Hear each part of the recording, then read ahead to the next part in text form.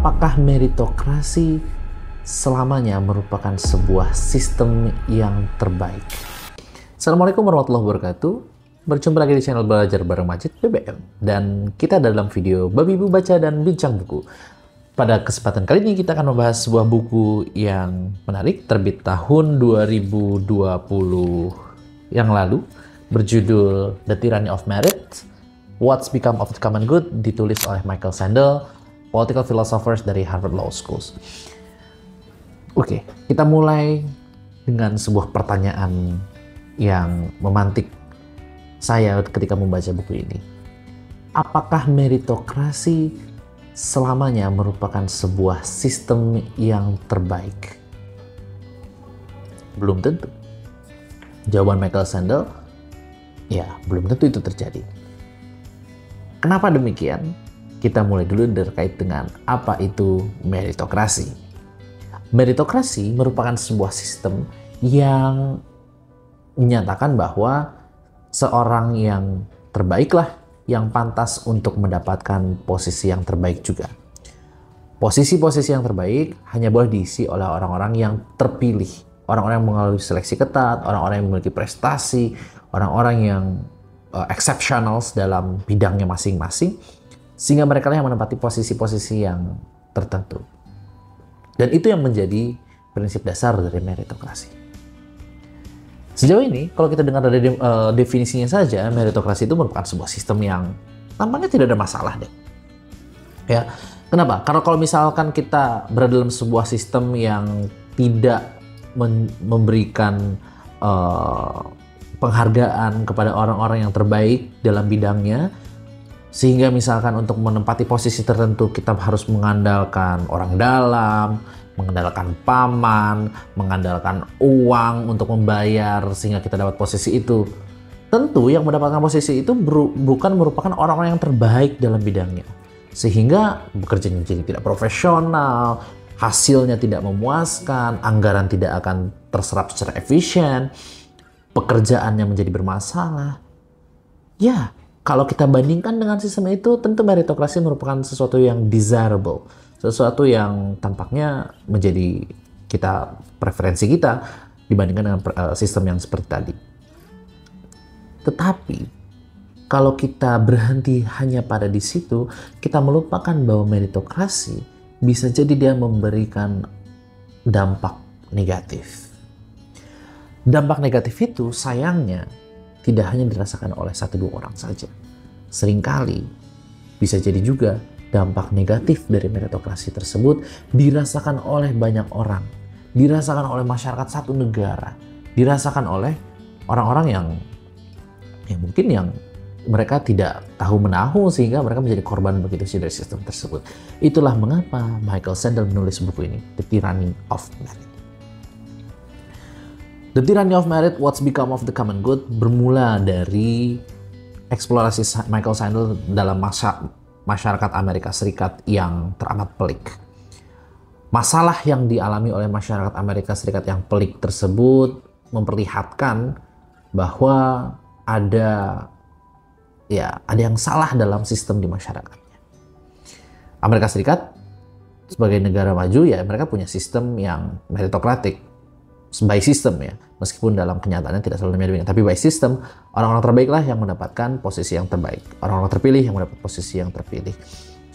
Tetapi di saat yang sama, ketika Michael Sandel menulis ini, ada masalah polarisasi di sana, ada masalah ketimpangan yang besar, ada masalah populisme di sana, dan bahkan termasuk juga masalah radikal di mazhab politik sebelah kiri yang meskipun dia secara umum progresif, tapi di sisi yang lain mereka seperti menafikan orang-orang yang berada dalam spektrum politik lainnya, sehingga membuat masyarakat menjadi tidak nyaman. Masyarakat menjadi mengalami konflik satu sama lain. Puncaknya adalah yang menjadi motivasi Sandel menulis buku ini ketika tahun 2016 ada peristiwa terpilih Donald Trump sebagai presiden Amerika Serikat, yang tahun 2024 ini terpilih lagi menjadi presiden. Dan di sisi Atlantik yang lainnya, di Atlantik sebelah timur itu ya, terjadi peristiwa Brexit. British exit from the European Union, keluarnya negara Inggris dari Uni Eropa. Sekarang kita lihat, kenapa hal tersebut bisa terjadi? Kita tarik dulu ke masa sebelum itu. Tahun 70-an, 80-an terjadi globalisasi besar-besaran. Dulu kita melihat bahwa pertumbuhan ekonomi di Amerika Serikat itu sangat-sangat meyakinkan, sehingga industrialisasi menjadi terjadi di mana-mana. Orang-orang Amerika mendapatkan pekerjaan yang layak, mereka mendapatkan kehidupan yang lebih nyaman dari generasi sebelumnya. Tetapi setelah itu, kenyamanan itu kemudian berhenti dan generasi selanjutnya tidak merasa hidup mereka lebih nyaman dari generasi orang tuanya. Kenapa? Salah satunya adalah faktor globalisasi yang terlampau membuat masyarakat mereka sendiri terugikan juga pada akhirnya. Kita lihat misalnya dalam bukunya Joseph Stiglitz, Globalization and Its Contents. Stiglitz melihat bahwa ada ketidakpuasan terhadap globalisasi.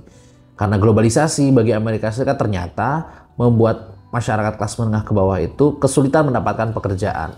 Karena pabrik-pabrik banyak dipindahkan dari Amerika Serikat ke Cina, ke India. Kenapa? Karena di Cina dan di India harga buruh jauh lebih murah. Upah buruh jauh lebih murah sehingga ongkos produksi bisa jauh lebih murah. Dan perusahaan bisa mendapatkan keuntungan yang lebih besar dari margin ongkos produksi dengan harga penjualan. Kemudian kita bisa lihat juga misalnya di tahun 2008 terjadi krisis ekonomi. Ketika terjadi krisis ekonomi, siapa yang kemudian diselamatkan oleh pemerintah Amerika Serikat melalui program bailout, melalui program-program lainnya? Adalah kelas kaya, orang-orang kaya. Di Wall Street saat itu terjadi demonstrasi besar-besaran, we are the 99%. Mereka adalah kelas pekerja yang mewakili 99% total populasi Amerika Serikat, yang kekayaan mereka tidak lebih banyak dari 1% orang paling kaya di Amerika Serikat, yang merupakan elit-elit di Wall Street, elit-elit di Washington itu. Apa yang kemudian terjadi? Mereka melakukan protes. Ada ketimpangan. Ya. Memang di satu sisi pertumbuhan ekonomi Amerika Serikat dari tahun 80-an, 90-an, 2000-an awal terus tumbuh 3, 4, sesekali 5%. Tapi ternyata pertumbuhan tersebut tidak selamanya berbanding lurus dengan distribusi sumber daya ekonomi. Orang yang kaya makin kaya, sementara orang miskin tetap miskin. Salah satu buktinya adalah upah minimum di Amerika Serikat tidak pernah berubah selama masa itu. Bayangkan, ya. Apa yang kemudian terjadi? Ketimpangan semakin melebar. Timbul kritik di mana-mana.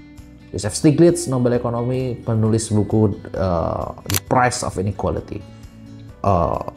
Kemudian ada juga dari Prancis, ekonom Thomas Piketty.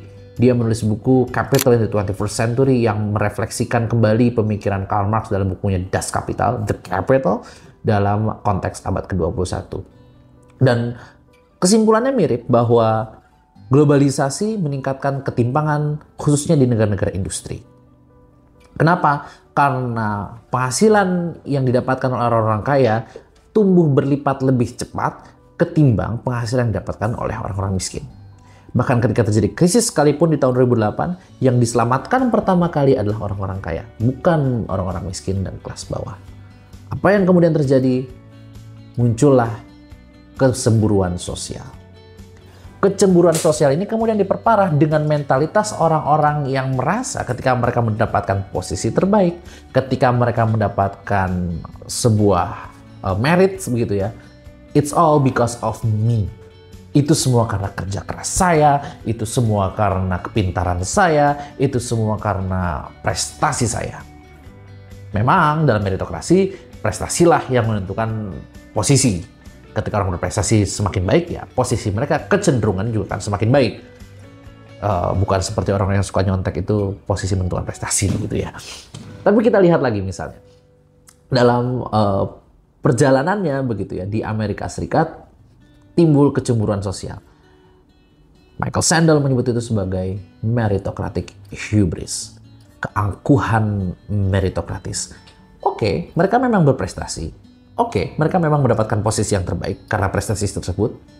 Tapi mereka melupakan bahwa prestasi itu diraih tidak semata-mata karena kecerdasan dia, karena kerja keras dia. Prestasi bisa juga diraih karena ada faktor-faktor lain yang seringkali tidak kita pertimbangkan ketika kita mengakui kita berprestasi. Faktor keluarga yang punya kesejahteraan, faktor lingkungan, berada dalam lingkungan yang baik, faktor pendidikan, kita mendapatkan pendidikan yang terbaik. Dalam sebuah survei begitu, misalnya di Amerika Serikat, di antara orang-orang paling sukses di Amerika yang mendapatkan posisi teratas di perusahaan swasta maupun di kantor-kantor pemerintahan, kebanyakan dari mereka, hampir setengahnya adalah lulusan Ivy League, kampus elit di Amerika Serikat. Sisanya adalah lulusan kampus-kampus yang juga memiliki ranking terbaik. Untuk bisa masuk kampus-kampus tersebut, Harvard, MIT, itu merupakan kampus swasta. Kampus swasta yang mahal dibandingkan dengan kemampuan rata-rata masyarakat Amerika Serikat. Sehingga mereka apa yang terjadi? Mereka biasanya datang dari keluarga kaya. Bahkan di antara mereka juga orang tuanya sudah pernah berkuliah di situ, anaknya lebih mudah kecenderungan masuk di kampus seperti Harvard misalnya. Sehingga apa yang kemudian terjadi? Yang kemudian terjadi adalah mereka sebenarnya dari kalangan elit, yang mereka kemudian sustaining their elite status, mereka melanggengkan status elit mereka karena mereka memiliki infrastruktur yang tidak dimiliki orang-orang lain. Orang-orang yang berada di kelas bawah, kelas menengah bawah, mereka sulit untuk naik kelas. Karena apa? Karena mereka tidak memiliki akses ke kampus-kampus terbaik. Mereka tidak memiliki akses bersekolah di sekolah terbaik. Mereka tidak memiliki akses untuk bisa berprestasi, untuk mendapatkan modal untuk berusaha. Sehingga apa yang terjadi kemudian? Yang terjadi kemudian adalah yang elit tetap di elit, yang di bawah tetap di bawah. Sulit terjadi mobilitas sosioekonomi naik dari kelas bawah ke kelas atas. Nah sekarang, apa yang kemudian terjadi ketika itu terjadi secara masif di sebuah negara? Tentu dampaknya tidak hanya bagi 1-2 orang, tapi juga bagi satu negara. Ketika terjadi pemilu 2016 di Amerika Serikat, Donald Trump menggunakan narasi populisme. Ingat, populisme itu bukan narasi populer yang diutarakan oleh seorang pemimpin, bukan kebijakan populer yang diminati oleh rakyat. Ingat, itu bukan populisme. Populisme adalah ideologi, atau mungkin kita tidak bisa katakan ideologi karena ideologi biasanya beranggapan sesuatu yang ideal, tapi adalah pragmatisme dari segelintir elit atau segelintir aktor dalam politik dengan menggunakan ide bahwa I am part of the people. Saya adalah bagian dari masyarakat luas, makanya populis dari people, gitu ya. Mereka merasa menjadi bagian dari rakyat banyak, dan mereka sama-sama merasa memiliki musuh bersama, yakni status quo, yakni pemimpin yang sedang berada di kekuasaan, yakni incumbent, ya, yang akan misalnya mencalonkan lagi. Sehingga apa yang kemudian terjadi ketika mereka mendapatkan narasi bahwa oke, saya bagian dari kalian, kita sama-sama punya musuh bersama, mereka terjadi resonansi ide-ide dan gagasan kampanyenya. Padahal kalau kita lihat, Donald Trump bukanlah kelas pekerja, dia dari lahir sudah orang kaya. Donald Trump merupakan pebisnis, bukan karyawan. Donald Trump bukan orang miskin, dia adalah orang elit di Amerika Serikat. Donald Trump itu juga orang yang populer, dalam arti dia pernah masuk TV, dia sudah sering di media massa, bukan rakyat biasa. Tapi gaya kampanyenya seolah-olah menjadikan dia bagian dari rakyat banyak yang sama-sama memiliki kepentingan untuk melawan elit yang ada di Washington DC saat itu. Yakni pemerintahnya Partai Demokrat di bawah kepresidenan Barack Obama. Apa yang kemudian terjadi? Terjadilah protes besar, protes masif. Kenapa itu bisa terjadi? Kalau katanya Michael Sandel, kita tidak bisa sepenuhnya menyalahkan orang miskin, orang-orang di Amerika Serikat yang merasa tersisihkan oleh globalisasi, merasa tersisihkan oleh sistem meritokrasi, merasa tersisihkan oleh kapitalisme yang membuat mereka sulit untuk naik kelas sosioekonomi, sehingga mereka menjadi tidak punya alternatif lain. Ketika ada pemimpin yang membawa gagasan lain, make America great again, bring back the factory to the US, ya, akhirnya mereka memilih pemimpin yang berkampanye seperti itu. Meskipun ketika kita lihat misalnya dalam kepemimpinan Donald Trump, ya tidak sepenuhnya janji-janji itu dihasilkan, tidak sepenuhnya itu dijalankan. Tapi ide tersebut tetap teresonansi di masyarakat. Dan karena meritokrasi tersebut, akhirnya menjadikan tirani, makanya disebutnya the tyranny of merit. Sistem itu menjadi tirani yang membuat orang-orang yang berprestasi, orang-orang yang kaya, orang-orang yang sukses, seolah-olah hanya karena kerja kerasnya sehingga melakukan meritocratic hubris, melecehkan, merendahkan orang-orang yang tidak sukses itu. Akhirnya terjadilah humiliation, ya, humiliation secara masif dan massal di masyarakat di Amerika Serikat. Dan itu yang kemudian menggeser cara pandang masyarakat Amerika Serikat terkait dengan meritokrasi. Banyak yang kemudian menjadi tidak puas. Ya, mereka marah terhadap sebuah sistem, tapi mereka sendiri tidak tahu apa kira-kira alternatifnya. Dan disinilah kemudian subjudulnya yang menjadi harus kita perhatikan, What's Become of the Common Goods. Selama ini kita memahami common goods itu dari perspektif ekonomi. Bagaimana itu perspektif ekonomi? Ya, prinsip dasarnya adalah maximizing utility. Barang dalam konsep ekonomi kan ada public goods, ada private goods, ada common goods, dan juga ada club goods. Dari spektrum barang berdasarkan apakah barang tersebut rivalrous atau dia saling harus bertengkar gitu, harus berebut untuk mendapatkannya, dan apakah dia excludable, mengeksklusi orang lain dari memanfaatkan sumber daya yang sama atau barang yang sama. Kita melihat common goods seolah-olah hanya terbatas pada itu saja. Sehingga apa? Redistribusi kekayaan, redistribusi sumber daya itu tidak menjadi concern utama dalam perekonomian. Yang menjadi concern utama kalau tadi logikanya seperti itu adalah maximizing utility, penguasaan terhadap sumber daya yang ada. Sehingga ketika dia sudah menguasai sumber daya tersebut, ya sudah, itu karena saya berhasil, karena saya sukses, karena saya bekerja keras untuk mendapatkan itu. Padahal tidak selamanya kerja keras menentukan prestasi. Michael Sandel kemudian menawarkan bahwa kita harus menggeser pandangan kita terhadap common goods. Common goods itu bukan dari dasar utilitas atau dari dasar kepemilikan saja, penguasaan terhadap sumber daya saja. Tapi public goods lebih dari itu adalah tentang values. Apa sih values itu? Ya, values demokratik yang dimiliki dan dibagikan secara bersama, disepakati bersama oleh masyarakat. Itu yang sebenarnya menjadi common goods. Karena itulah yang akan menghasilkan sistem demokrasi yang sehat. Sistem demokrasi yang sehat itu bisa terjadi jika masyarakatnya punya cara pandang yang sama terkait dengan demokrasi dan menganggap demokrasi itu sebagai aset bersama yang harus dijaga bersama-sama. Jadi bukan sebagai sekedar tujuan untuk mendapatkan kekuasaan, tujuan untuk mendapatkan kekayaan, tapi menjadi alat untuk membangun social cohesion atau kerekatan bersama antar elemen bangsa. Dan disitulah mengapa common goods tidak lagi kita pandang secara sempit dari perspektif ekonomi yang melihat secara material, secara utilitas kepuasan personal, tapi melihatnya lagi dari perspektif yang lebih luas, dari perspektif masyarakat, dari perspektif kebersamaan sebagai sebuah bangsa dan negara. Itulah yang kiranya bisa kita bagikan dari tyranny of merits ini. Kita lihat misalnya di Indonesia, banyak orang yang merasa untuk bisa sukses ya dia harus masuk ke perguruan tinggi yang terbaik. Oke, dia bisa mendapatkan itu. Tapi jangan sampai kita menjadi orang yang lupa daratan, istilahnya begitu ya. Kita menjadi lupa ketika kita sudah berlayar, kita lupa dengan daratan. Padahal daratan itulah tempat kita berasal. Kita menjadi lupa bahwa ketika kita sukses, itu tidak hanya sekedar kerja keras kita. Of course, tentu saja kerja keras itu berpengaruh terhadap kesuksesan. Tapi di sisi lain, kita harus ingat, apalagi kita sebagai muslim, kita ada doa-doa orang tua, doa dari teman-teman kita yang mendukung, mensupport kita. Kemudian juga, dan tidak boleh kita lupa begitu ya, ada peran takdir Allah di situ. Oke, sebagai manusia kita diberikan kesempatan untuk berusaha dan berupaya, tapi pada akhirnya apa yang kita dapatkan itu bisa terjadi karena izin Allah.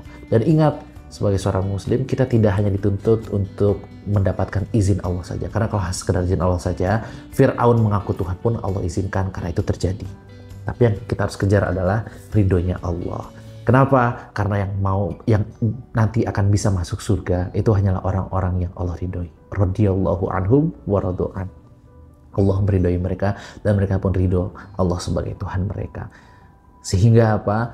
Kita memiliki namanya humility, bukan humiliation. Bukan kita merasa dipercundangi, bukan kita merasa direndahkan, tapi kita memiliki humility, kerendah hatian, memiliki sifat qanaah gitu ya, yang sehingga membuat kita ketika kita sukses, kita tidak sekedar ingat diri kita sendiri, tapi kita masih mengingat orang-orang di sekeliling kita, orang-orang yang bisa jadi tidak terlihat membantu kita dalam doa-doa mereka, sehingga ketika kita sukses, kita menjadi orang yang tetap rendah hati.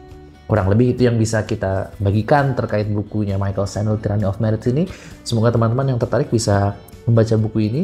Ini buku yang dijual di toko buku dan buku ini sangat menarik begitu untuk teman-teman baca secara lebih detail di sini karena ada berbagai studi kasus yang bisa teman-teman dapatkan terkait dengan Tyranny of Merit-nya Michael Sandel.